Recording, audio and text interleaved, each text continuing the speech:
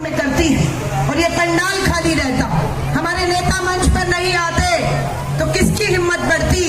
अपराधियों की हिम्मत बढ़ती कि आई थी हमारे खिलाफ आवाज उठाने लड़ने, पर कोई नहीं निकली घर से, सब घर बैठी रही। लेकिन अब हिम्मत पीड़िताओं की बनेगी, हमारी बेटियों की बनेगी कि निकल आई है हम घर से बाहर। मैं आप सभी को कहूंगी, हम महाराष्ट्र के हर जिले में आज अभी से नारी न्याय आंदोलन की शुरुआत नागपुर महाराष्ट्र से आगाज कर दी है। अब हम यहाँ से महाराष्ट्र के हर जिले, हर गांव, हर विधानसभा में पहुंचने वाले हैं और हमारा ड्रेस कोड यही लाल रहे, क्योंकि ये महिला का धर्म पूछते हैं, जाति पूछते हैं।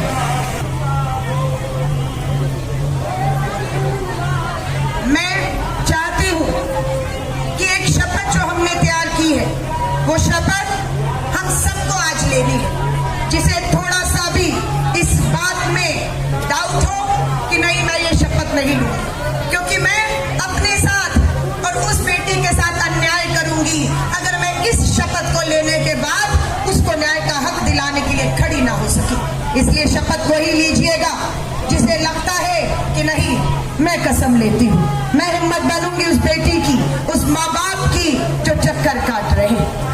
गुजरात में हमारी बेटी का 11 सामूहिक बलात्कारियों को रिहा करने का काम प्रधानमंत्री जी आप और आपकी गुजरात की सरकार ने किया। बेटी का बलात्कार 11 लोग करते हैं, अदालत उन्हें उम्र कैद की सजा सुनाती है, पर भाजपा की गुजरात की सरकार उस बेटी के 11 बलात्कारियों को रिहा कर देती है। रिहाई नहीं किया, लड्डू खिलाए, गले में हाथ डाले, उनका स्वागत हुआ और बोला ये बलात्कारी संस्कारी है। वाह मोदी जी, वाह मोदी जी, बलात्कारी भी आपके लिए संस्कारी होता है। हम लड़े सुप्रीम कोर्ट में अपनी उस बेटी की लड़ाई को और धन्यवाद करते हैं सुप्रीम कोर्ट ने वापस उन 11 बलात्कारियों को जेल में ठूसने का काम किया।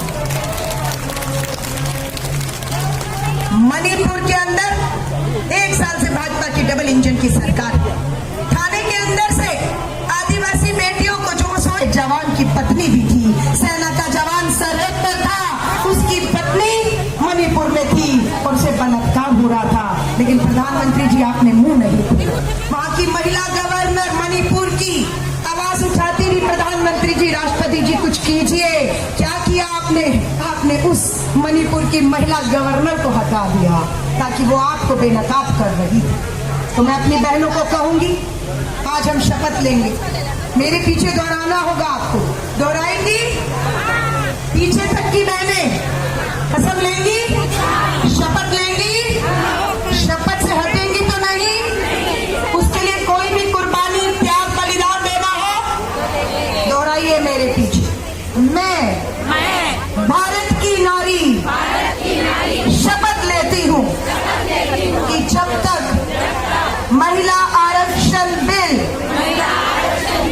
लागू नहीं होता और उसमें ओबीसी बहनों को शामिल नहीं किया जाता, मैं सड़कों पर और हर और बेरोजगारी के विरुद्ध महिला सशक्तिकरण के लिए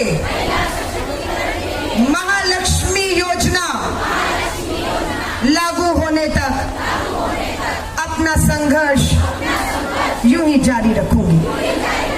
मैं भारत की नारी महिला अपराध के खिलाफ चुप नहीं रहूंगी और आसपास हुए महिला अपराधों के खिलाफ अपनी आवाज को यूं ही उठाती रहूंगी।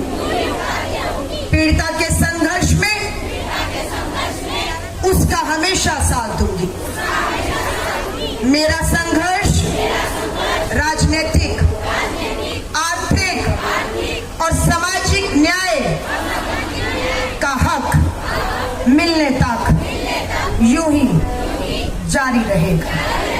तो आपने कसम ली है और अगर आप इस कसम पर यूं ही खड़ी उतरी तो मैं आपको विश्वास दिला रही हूँ, देश बदलेगा, हालात बदलेंगे, बेटियां सुरक्षित होंगी और हम सब हम सब उसमें भागीदार। मैं अब एक सेकंड बस लास्ट, अभी आपने वो गाना गीत सुना है जो मेरे दिल के करीब है, अभी तक सुन रही हैं, पर अब आप मेरे साथ सुनिएगा।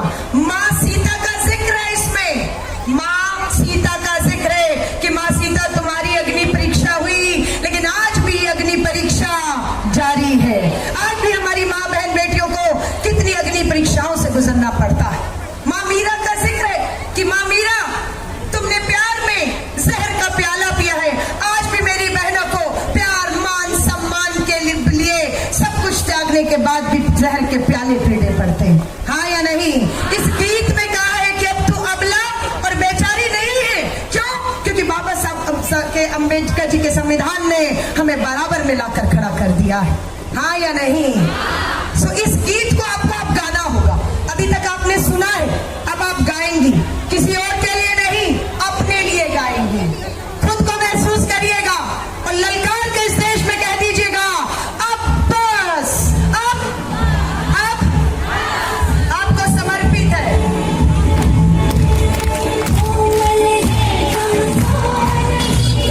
शक्ति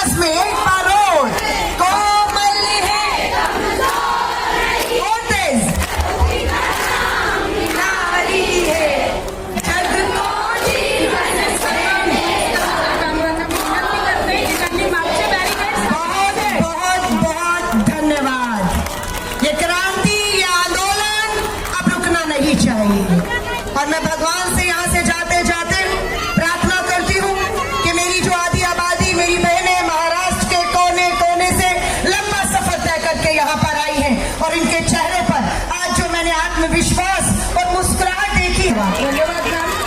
मैं मंच पर उपस्थित सभी सम्मानीय नेतागणों का यहाँ पर स्वागत करती हूँ। जो चित्र आप सबको मंच के सामने दिखाई दे रहा है, यही चित्र स्टेज के पीछे भी है। बहुत सारी महिलाएं वहाँ पे उपस्थित है। मैं उपस्थित सभी पुलिस कर्मचारियों से रिक्वेस्ट करना चाहूंगी कि जो पीछे बैरिकेड्स लगाए गए हैं उसे हटाएं प्लीज। और यहाँ पे उपस्थित सभी महिलाओं को मैं रिक्वेस्ट करना चाहती हूँ, आप पीछे बैठ सकती है प्लीज।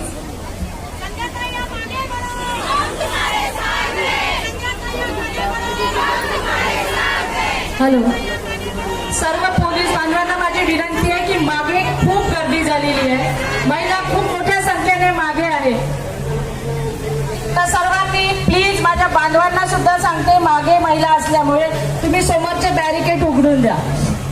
माझी विनंती आहे पोलीस बांधवांना, समोरचे बॅरिकेड उघडून द्या, महिला खूप मागे उभ्या आहेत। मी विनंती करते आदरणीय संध्याकाळी संवादकारांना त्यांनी कार्यक्रमाचे प्रसारित करावे।